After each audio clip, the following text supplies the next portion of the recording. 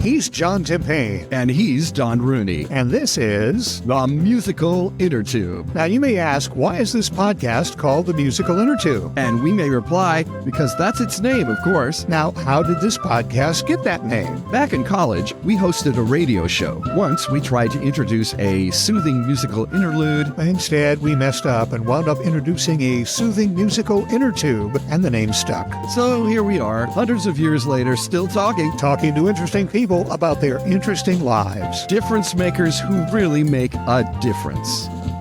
The Surgeon General of the United States, Dr. Vivek Murthy, recently released an advisory calling attention to the public health crisis of, believe it or not, loneliness. He says loneliness and isolation contribute substantially not only to mental health challenges, but also our physical health, including a 29% increased risk of heart disease, a 32% increased risk of stroke, a 50% increased risk of developing dementia, and a 60% increase in the risk of premature death. Now, to help us dissect all this information, we've called upon Dr. Shira Gabriel. She is an expert in social psychology.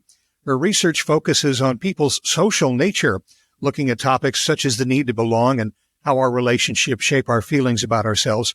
And she says she starts out with the idea that humans are a fundamentally social species. Let's dig into this more. Dr. Gabriel, welcome to the show. Thanks for having me. I'm fascinated about the subject of loneliness in American life and its connection to all sorts of mental and physical health deficits. And I know this has been studied for a long time. And I'd just like to know, can loneliness be like depression? Can it be a health endangering state, a life endangering state? Oh, yeah, 100%. So the strongest predictor of suicide, for example, is a lack of social integration. So people can be suffering from the exact same sorts of life difficulties, the exact same physical difficulties, health difficulties. But if somebody feels integrated in society, feels as if they have a number of meaningful relationships, their likelihood of taking their own life goes way down. So that's one area where we see a gigantic effect, but we see it in other areas as well. So our physical health and our mental health are very closely tied into one another. And we do see that loneliness is a very strong predictor of getting sick a lot, of decreased health, of an inability to sleep well, and engage in the kinds of behaviors that make us feel better, and even to decrease functioning of the immune system. So loneliness and social isolation are very highly related to physical illness. They're also very highly related to depression and anxiety. And feeling connected to others, feeling integrated is one of the strongest predictors of positive effects. Feeling happy with our lives, feeling as if our lives have meaning, and feeling happy.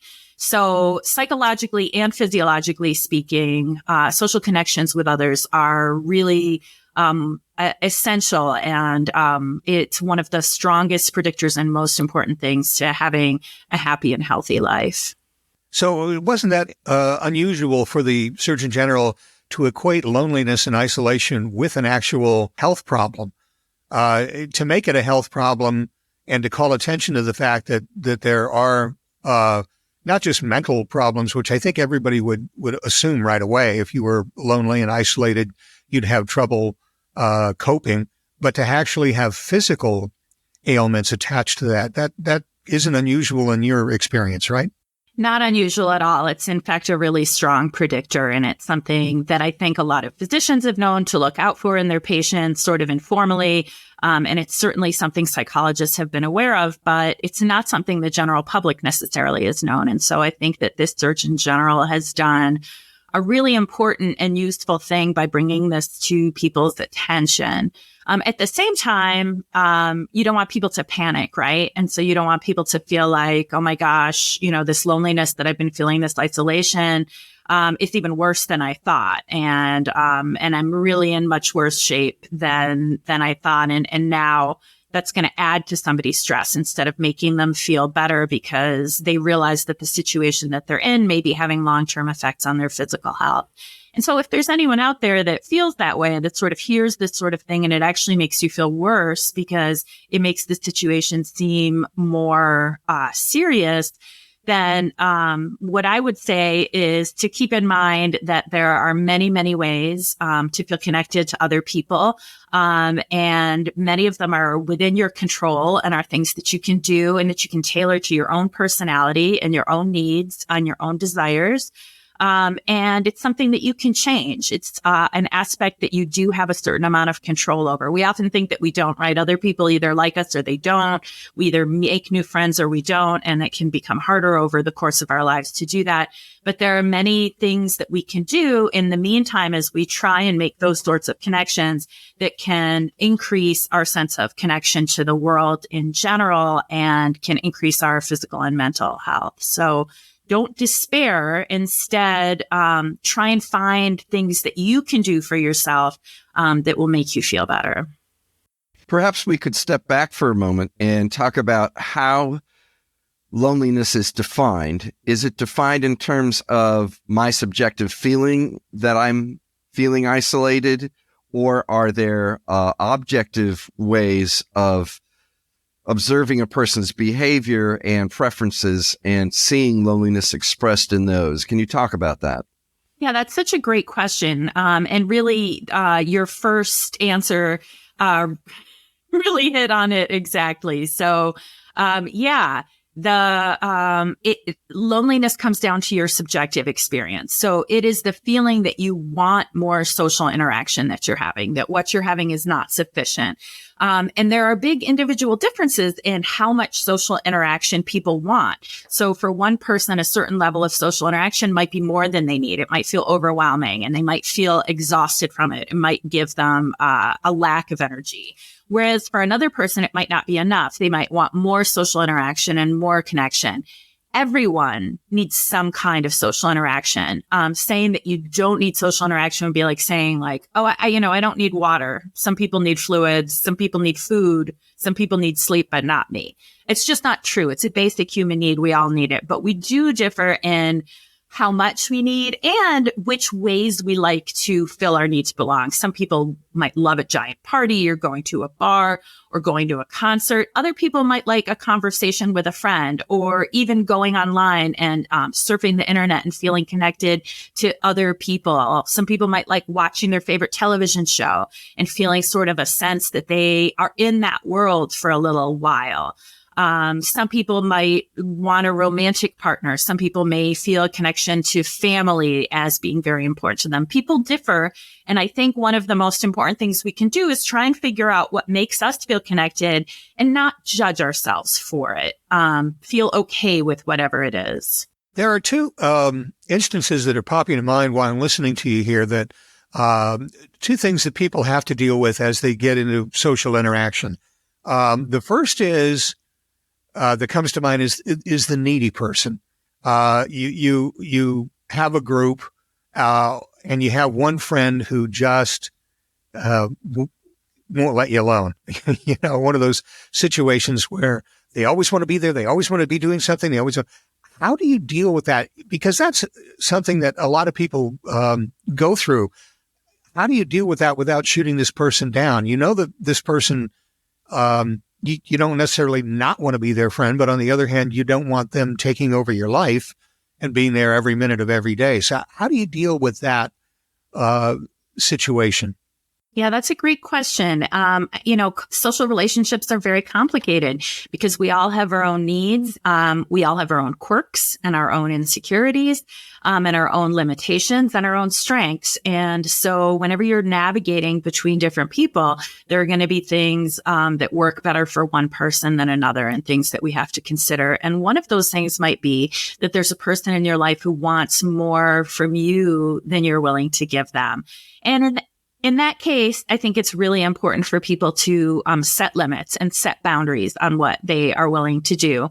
And to even let somebody like that know, I might not always text right away. I'm not always available. I do have some time, but not other time to find ways to get together with the person where you have an out. So maybe don't have them to your house where you can't control when they leave. Maybe meet them at their house or at a public place where you're able to get away. Maybe get together with them with other people. So if there's someone who really makes interaction one-on-one difficult, if you get a group together, you can kind of balance who is spending the most time with that individual.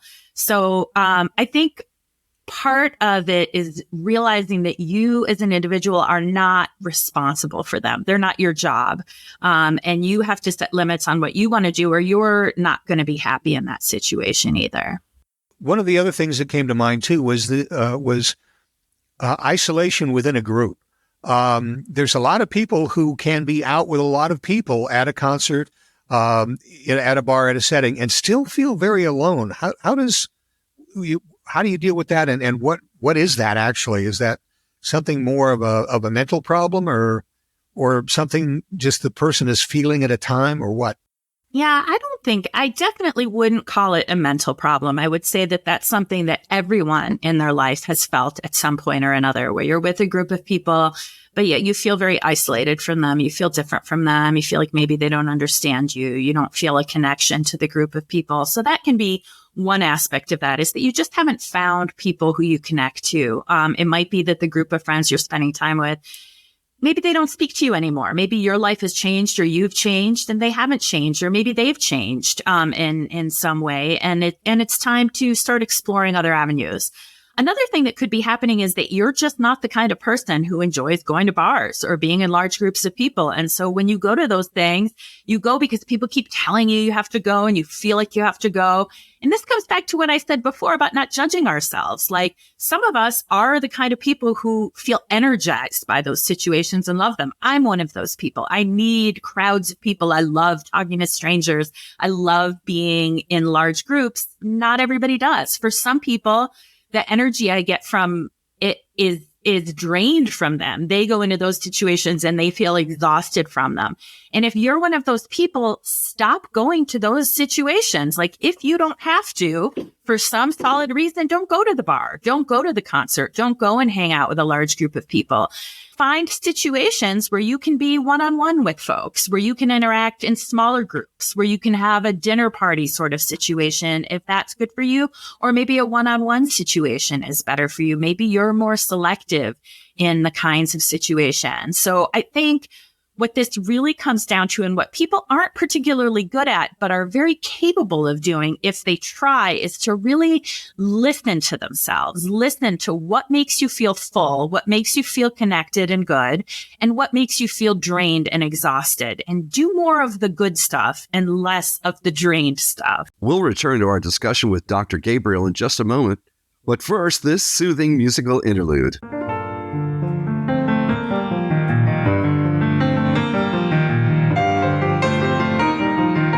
Dr. Shira Gabriel is an associate professor of psychology at SUNY University at Buffalo. She's a social psychologist and internationally renowned expert on the social nature of the self. Dr. Gabriel received her PhD in social psychology from Northwestern University in 2000. Dr. Gabriel is the editor of Self and Identity, the primary journal of the International Society for Self and Identity. She has received funding for her research from the Templeton Foundation, the Social Science Research Council, and the Russell Sage Foundation. Learn more about Shira Gabriel by checking out the Department of Psychology website at the University at Buffalo, arts-sciences.buffalo.edu. Click on the faculty box and scroll down to Dr. Shira Gabriel. And now, back to the musical Innertube, already in progress. Now, you're talking an awful lot about what people can do, including increased awareness, steps they can take. I'm wondering if there's so many questions that arise from this. First of all, is this new? Has this always existed? Is there an uptick now? Is there something about the way we live our lives that predisposes folks to an unhealthy sense of isolation? Obviously, I hate to say it, I like my downtime. I like my alone time, because I'm always running around. All right. That's my life. But some people don't like it. They don't like to be left alone. So I'm just wondering, are we seeing, is we're seeing a rise in what we'd say is isolation, and if so, what's behind that? Yeah, that's a good question. So I do think we have seen a rise in loneliness. And I think there are a number of things that have led to that. One is that we live in a society that feels very separated right now, where people feel very much like an us versus them sort of mentality. And as if, about half the population is really on the other side from you on important issues. And there's a lot of division that I think is exacerbated by the media and social media as well. And that is exhausting for people. So that sense of having people as being very different from you and separate from you and a threat to you, and you don't even know who they are necessarily because they're just people who disagree with you, is exhausting and is tiring. And that's one thing that's happening. Another is that people are working from home more often, which is wonderful in a million different ways, but which can be exhausting or can be isolating. So working at home can be isolating because those small interactions that we have with people when you stop by someone's office or you're going to get a beverage or you see somebody on your way to a meeting, those feel trivial and unimportant to us, but they're not. They actually are very predictive of happiness and well-being because our social needs aren't just a need to have a best friend or a romantic partner. Our social needs also include just feeling like we're a part of society, feeling as if we're a part of a larger collective. And those little minor interactions when you go get coffee from someone or you do things give you that sense of connection, and working at home reduces those. That doesn't mean that you can't find ways around it. You can go to a coffee shop and work sometimes, or you can go on social media and interact with people there. You can make sure to have lunch dates occasionally. You can find ways to still include those social interactions, but you have to make more of an effort to do it if you're spending most of your time in front of a computer at home or even in front of a computer in an office. And that is a newer thing. And so people have to adjust. And I think part of the problem is that people don't realize how important those minor interactions are to making us feel connected. And so they aren't replacing them when they lose them. They still may have other things in their lives. They still may have friends and family, but they aren't replacing those sort of casual conversations and bonds that we have with work folks and folks we buy coffee from and those sorts of people. And those are really important. I know that when for a while, I worked at the state capitol in Harrisburg and had an office in the main Capitol building. And 9 days out of 10, some ratio like that, I would do my business and walk through the Capitol building and go from this place to this place for a meeting or for something that I needed to do. And it was just pretty rote. And then there was the occasional time when I would walk through that building and every 5 minutes, I'd see somebody walking by that I knew. And I'd just say, hey, how are you? And maybe stop for a little chat or just say hi. And I did notice that at the end of that day or at the end of that particular string of meeting acquaintances as I walked through the building, I felt a little better. Yeah. I know a bunch of these people and they know me. And, you do feel part of the group. You're not as focused on your work and more focused on, hey, this is where I fit in on those kind of things. So, I could see where you could get a good sense of self out of something like that. Yeah. So I'm not an evolutionary psychologist, but I think that this is sort of best understood through an evolutionary lens. So if you think about human beings as a species, we're an apex predator, right? But we're a pathetic apex predator, really. Like if you look at our teeth, they aren't sharp. I personally have broken 2 separate teeth eating popcorn. Like it's not really very apex predator behavior. No. Our claws, so to speak, break very easily when we engage in simple activities. We can't pick up a car or wrestle with another animal. So it's really miraculous that human beings have survived and done as well as we have. And if you look back at the time when we were evolving most as a species, what evolutionary biologists think is happening is that people became incredibly social. We survived because we lived with other people. So language isn't sort of a byproduct of our incredible mind. Language is a necessity for an incredibly social species to be able to live together. And so in our evolutionary history, those people who didn't need to be with collectives and didn't need to feel connected, they died. They got eaten by other animals. They froze to death. Our ancestors are the ones who lived with other people, who connected with other people, who hunted together, took care of one another. And this isn't the romantic relationships that like helped us, propagate the species. This is the larger collectives that we lived in that helped us survive. And so we evolved a very primitive system that is happy when we feel as if we are connected to others and are part of a larger group, and is very unhappy when we don't feel that way. So Don, your comment about this great feeling that you had when you would walk through and just have people who you could casually talk to makes a ton of sense. Of course, that's how we would feel, because we have this primitive system that makes us want to feel not only as if we have friends and people close to us, but as if we're part of a larger thing. And that can really be threatened by a lot of the ways that we live our lives these days in terms of our day-to-day isolation. It's very easily fixed. There are many things that we can do to increase that. Just getting out and seeing the same people and going to places and chatting with folks here and there.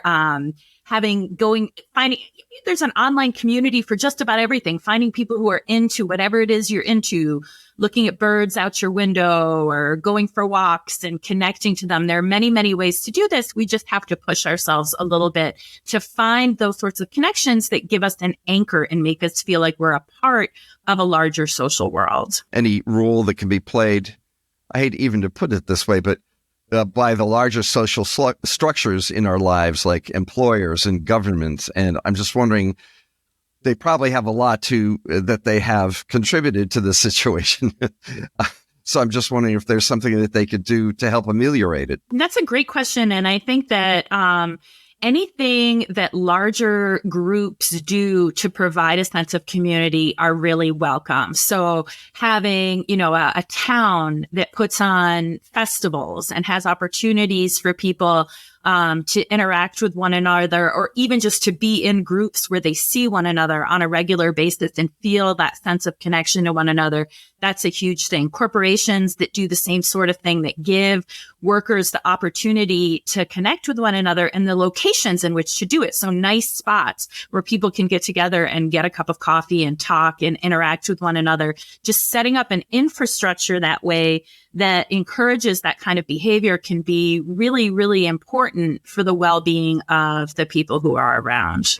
Yeah, in looking at that release from the Surgeon General, he talks about strengthening social infrastructure, enacting pro-connection public policies, mobilizing the healthcare sector. So he's talking in officialese about stuff governments and government agencies can do to help promote social interaction and defeat the loneliness. And so you're saying that the best way to do that is to go as far down on that level as you can and get involved with companies, with cities, with just groups, volunteer groups, maybe of people, things like that? Yeah, I think that if you're looking at what a larger group like that can do, then they have sort of the opportunity to give people a sense of connection and opportunities to connect.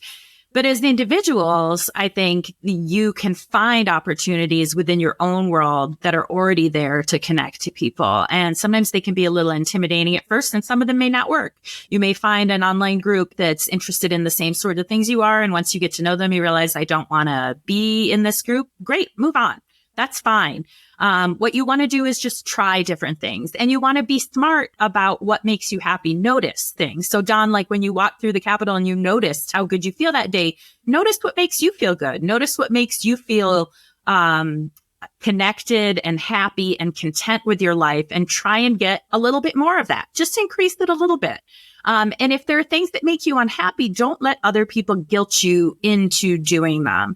I think that's one problem, is that we have sort of one idea in society about the proper way to be connected. You get married, you have children, you live in a house, you have, certain kinds of friendships. That's how you're a happy person. Maybe. And that's great if that's what makes you a happy person. But if what makes you happy is having 10 cats and sitting in your house and knitting them sweaters, honestly, that's fine. That's great. And we have all these negative associations with that kind of thing. And we, have negative stereotypes. And I think people feel a sense of embarrassment if their lives don't turn out to be the kind of life where they have these more traditional connections. And I would just really, really urge people to let that go, both in your judgment of yourself and your judgment of other people. There are many, many ways to connect. And they're good. And as long as you're not hurting other people or hurting yourself in the way that you do these things, then bravo for finding a path through this world that works for you. What about reaching out? There's always a situation where there's somebody who seems alone in their home, and maybe they're elderly, but they don't live with anybody else, and that sort of thing. And there's always a tendency in the back of people's minds to reach out, to go to that person's house and see if they need anything. Or, I mean, is that still a good thing to do, or should you honor a person's privacy? I think that as long as you aren't pushing yourself on someone, that reaching out and checking on people is actually a lovely thing to do. And the research actually suggests that most of us feel very uncomfortable doing that. And we assume that if we're going to reach out to someone else, oh, what if they don't want me to? And they'll feel awkward and I'll feel awkward. But then when they run studies where they push people to do exactly that, and they tell them, go ahead and reach out to someone who you wouldn't have otherwise, what they find is that not only does the person who gets the attention feel a little bit better, feel as if somebody cares about them, but actually making that connection to another person makes us feel better. And so it tends to help people on both sides much more than people realize that it will. So I would definitely recommend, if you have someone in your life that you suspect might be feeling lonely, reach out to them. You don't have to make a giant commitment to their life. You could send them a text once a week. You could stop by and drop off a meal for them quickly. You could reach out to them in any way that feels within your comfort level and seems to be within theirs. And at least from what the research suggests, not only will it make them feel better, but it will make you feel better. One of the best things to do if you're feeling lonely and unhappy is to try and find ways to make other people feel less lonely and less unhappy. And that's one of the quickest ways to increase your own well-being. I guess since we are headed towards a lot more work at home situations, people have chosen that, or companies have chosen to make 2 out of 3 days a work at home day or whatever. So if we are working from home and not doing as much office interaction, what should we do to fill that gap? What should we do to get socialization back in our lives as far as the workday goes? Yeah. So I think that there are different ways that you can do it. One thing that I think a lot of people do is they text with other people throughout the day. They have little interactions via text with their spouses, maybe, with coworkers. They might find a time to have lunch with other people once in a while. Some people who are very successful at this, take a break and get online. I myself am a very extroverted person who works at home a lot of the time and spends a lot of the time sitting in front of a computer writing.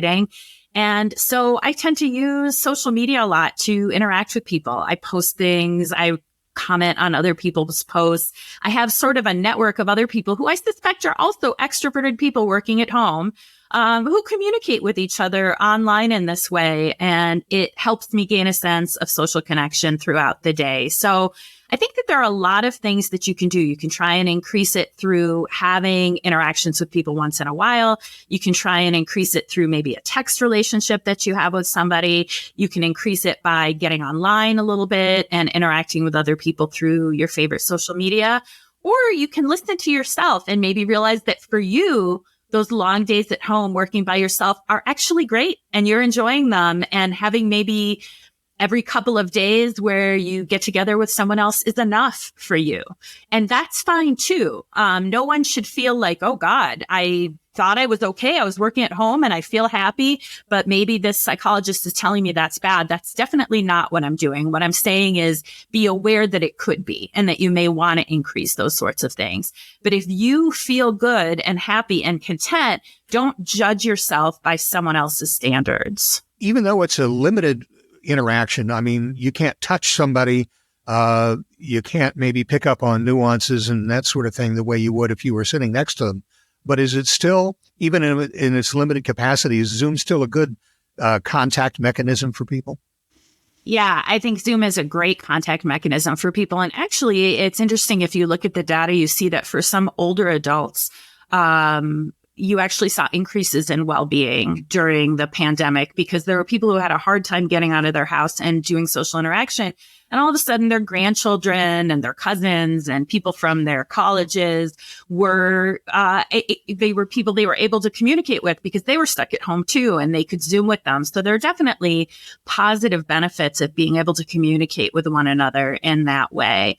It can be draining. So just like meeting with people in person can have some draining effects, meeting with people online can feel draining. It's very difficult to focus sometimes on an electronic media when you have so much else surrounding it in the room. So it's very easy to be distracted by our phones or by a different computer screen or something else going on in our house. And that can be a difficulty with Zoom. Another big problem with Zoom is the lag. And so that separates it from the way that we normally communicate with one another. We don't think about these things because we aren't explicitly taught rules. Nobody says like, pause just this certain very small amount and then you talk and then you can interrupt somebody and then it's that person's turn. But we have those rules and we all internalize them without ever verbalizing them. And it doesn't work in Zoom because there's a teeny bit of a lag. And so multiple people start talking at once. And then there's an awkward moment where everyone has to figure out who's going to go next. And that kind of thing seems minor, but it's actually very draining and it makes it a less positive experience. And so I think when the technology catches up and they can eliminate that verbal lag that they have on Zoom and other similar technology, it'll go a really long way into making those interactions much more positive. Another tip that I have for people, if you are using Zoom a lot, is to turn off your self view. So it's very unnatural to watch yourself when you're communicating with other people. And it's very distracting as well to watch yourself. And so people actually enjoy these interactions more and find them much more natural and much less stressful when they turn off their self view and they're actually just looking at the people who they are talking to. I think most of us realize that when we have our self view on, we're constantly checking to see how we look and it's distracting and it's sometimes a little horrifying. Well, I was just going to say that you're checking how you look and it's never encouraging. It's not good news. No. You don't like that. Yeah. And, unlike in-person conversations, you don't have to be wearing pants or anything. That's like true. that. Right. Just don't stand up. Yes, exactly. It's just one of these conversations where after 35, 36 minutes, we feel as if we've only really gotten started talking about it. So I hope that you'll consider coming back on to the Musical Innertube for part 2 sometime, Doctor. Oh, I would love that. This has been really fun. Yeah, and I think there's a lot of good information in there, too. Thank you, Dr. Shira Gabriel. You are at the University at Buffalo, is that correct? That's right. We're part of the State University of New York system. Okay, because you're wearing your Buffalo Bills jersey, and hopefully they'll do better next year than they did this year. Although our Eagles are standing in your way. Oh, yeah. The Eagles are a pleasure to watch, too. But, yeah, I'm a Go Bills. Wow. There you go. Lifelong Bills fan. Dr. Gabriel, thanks very much for being with us today, and thanks for all the good information. Thank you. Yeah. Great. Have a great one. And thank you for listening to the Musical Innertube. Our lovely little podcast is available everywhere good podcasts are found. Listen on your favorite platform, and if you like what you hear, please give us a good rating. And spread the word. Tell your friends about the Innertube, and let them know they can subscribe to the podcast on our website, musicalinnertube.com. There you can listen to all of our podcasts, see pictures and biographies of our guests, and contact us. You can even click on the microphone button in the lower right corner to leave us a voicemail. And don't forget to leave your email address on our Talk to the Tube page so we can stay in touch. And you can email us directly at musicalinnertube@gmail.com. And as always, thanks to virtual band Car Radio Dog for our theme music.